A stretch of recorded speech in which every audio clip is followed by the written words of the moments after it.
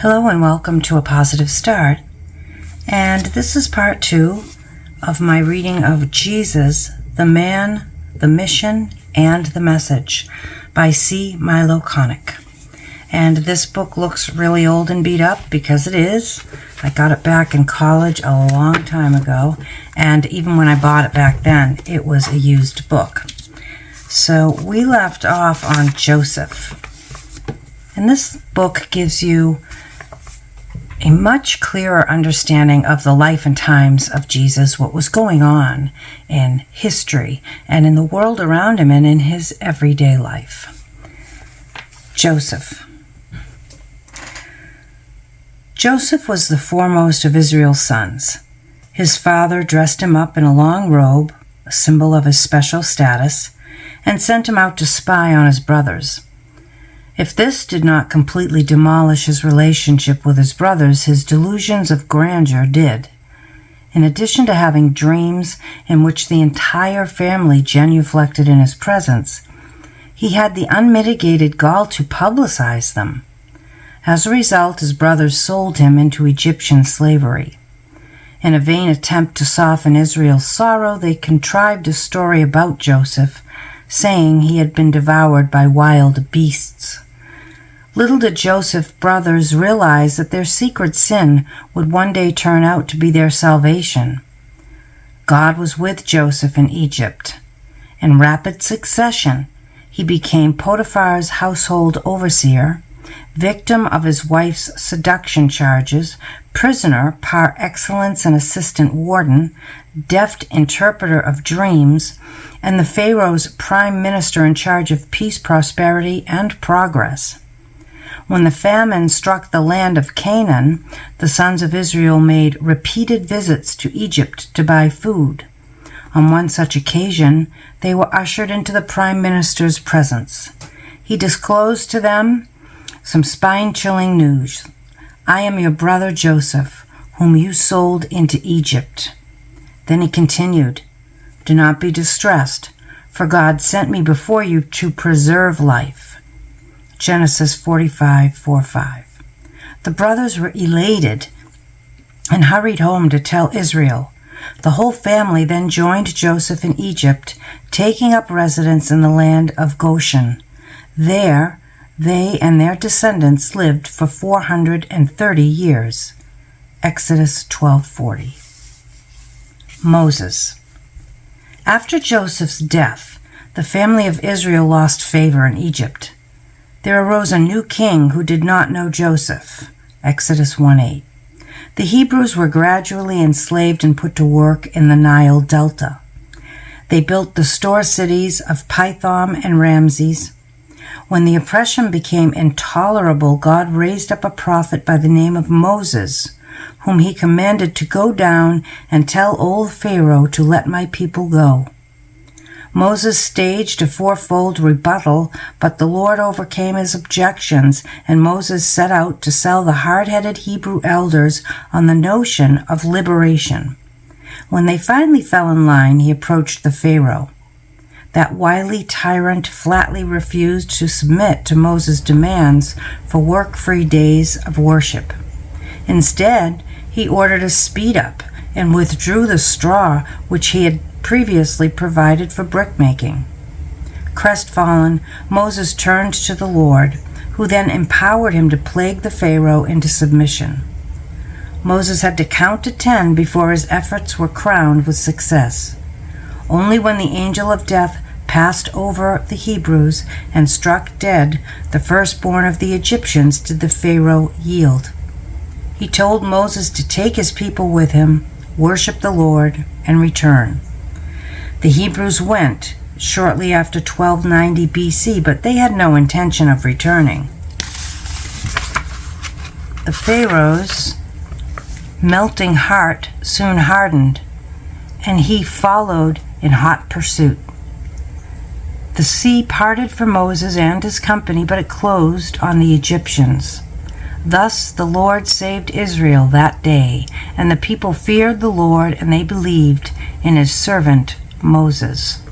Exodus 14:30-31. As the Hebrews plunged into the uncharted wilderness, their fiery faith flickered. Scarcity of food and water magnified the good old days under the Pharaohs and minimized the stature of Moses. Disciplined by daily dependence on manna and disturbed by attacks from men, the beleaguered band staggered into the oasis of Sinai. There, they reflected on the meaning of deliverance. There, God offered them a special relationship, covenant, out of gratitude for what he had done for them, their escape from Egypt. They accepted his covenant and obligated themselves to live in accordance with his 10 commandments. Then, for 40 years, they wandered as a crowd in search of a community. Joshua. Under the leadership of Joshua, a new generation fought its way into Canaan. The conquest was not as sudden and total as Joshua 1:12 would have us believe. Joshua did smash his way into the hill country and deal the natives a decisive blow. The broken terrain was ideal for his guerrilla-type tactics. But against the Iron Age weapons of the lowlanders, he was about as effective as a rifleman in a nuclear war. The conquest of Canaan continued for over 200 years before victory was complete. It was not achieved by force alone, but by intermarriage, treaties, and absorption. Judges. During the protracted probing of the promised lowlands, the Hebrews operated in a loose confederation. The 12-fold tribal pattern stemmed from the 12 sons of Israel. The tribes held festivals at a central sanctuary, Shechem, then Shiloh, rehearsed their history, recalled their deliverance from Egypt, renewed their commitment to the Sinai covenant, and recited their mutual regulations and obligations. They called their covenant community Israel to signify that they had personally participated in the Exodus experience. They welcomed others to the community if they were willing to make that saving saga their own, Joshua 24. The alliance was theocratic, not democratic, yet it encouraged considerable tribal autonomy. Crisis called to the fore charismatic, spirit-filled leaders called judges. Although they functioned from time to time as internal arbitrators, their main role was military, and their term of service tended to coincide with the length of the peril. Foremost among these charismatic leaders were Deborah, Gideon, Samson, and Saul. United Kingdom. The tribal confederacy proved to be too weak to cope with Israel's enemies. The monopoly on iron weapons held by the Philistines effectively thwarted Israel's expansionist aims. Moreover, it humiliated her farmers, who were compelled to go to the Philistia to get their tools sharpened. 1 Samuel 13:19-22. The Israelites clamored to keep up with the Canaanites. They too wanted a king. Since Saul had served them in the Ammonite crisis, 1 Samuel 11:6-7, they turned to him in the hope that he could deliver them from the Philistine menace. Samuel, last of the judges, anointed Saul and ushered in the United Kingdom, 1020 to 922 BC. This period transmuted Philistia's Iron Age into Israel's Golden Age. Saul resembled a judge more than he did a king. He failed to centralize the government, levy taxes, or conscript an army. With a band of volunteers, he fought Israel's wars. With charismatic leadership, he exercised authority over the tribes. His was a transitional time between the collapse of the Confederacy and the birth of the powerful monarchy. Caught between two radically different orders, his life was cast in dark shadows. The spirit departed from him. Samuel, who represented the old order, rejected him. David, who personified the new order, threatened him through his rising popularity with the people. During a losing battle on Mount Gilboa, Saul took his own life. Saul's death paved David's way to power. He was soon anointed king of Judah and for 7 years reigned at Hebron. All the while, he shrewdly calculated how to win the allegiance of the northern tribes, which were headed by Saul's sole surviving son, Ishbaal. Saul's male descendants were either liquidated or taken into custody. Saul's daughter became David's wife. At the age of 37, David became the undisputed king of all Israel. During his total rule of 40 years, he captured Jerusalem, made it the political and religious center of the realm, broke the power of the Philistines, and completed the conquest of Canaan. Whatever his personal faults, and they were numerous, he reached the pinnacle of political greatness. 1,000 years later, his kingdom was dust, and Rome dominated his descendants. Yet, pilgrims on their way to Jerusalem expectantly sang, "Blessed be the kingdom of our father David that is coming." The die of their deliverers, King, Messiah, Anointed One, had been permanently cast in David's image. Solomon succeeded his father David as king. His leadership came not from charisma, but from cunning. He arrived at the throne by the customary route, the ruthless removal of possible contenders. Israel had indeed caught up with the Canaanites. Aided by the weakness of his political foes, Solomon allied himself with the foremost figure on the political horizon, Hiram I, king of Tyre. This set the stage for a period of unparalleled material prosperity. Cedars were brought from the Lebanon mountains to build the temple in Jerusalem. This great architectural achievement was dwarfed in size and splendor by Solomon's palace and his chariot cities. His enormous building programs, his extensive commercial enterprises, and his massive display of wealth provoked the wide-eyed wonder of such lovely luminaries as the Queen of Sheba. Divided kingdom, Israel. At Solomon's death in 922 BC, the kingdom was split in two. His son Rehoboam ruled the southern kingdom of Judah. The 10 northern tribes, called Israel, chose Jeroboam as their king. Civil war between the two kingdoms gave way to close collaboration when Omri became king of Israel, 876 to 869 BC. Omri's son, Ahab, succeeded him. Ahab had married Jezebel, a Phoenician woman. While he himself remained faithful to the Lord, he permitted his wife to worship Melkart, Baal, a Phoenician deity. As man of the monarchy, Jezebel promoted her alien faith with calculated zeal. Had it not been for Elijah, 850 BC, she might have converted the country.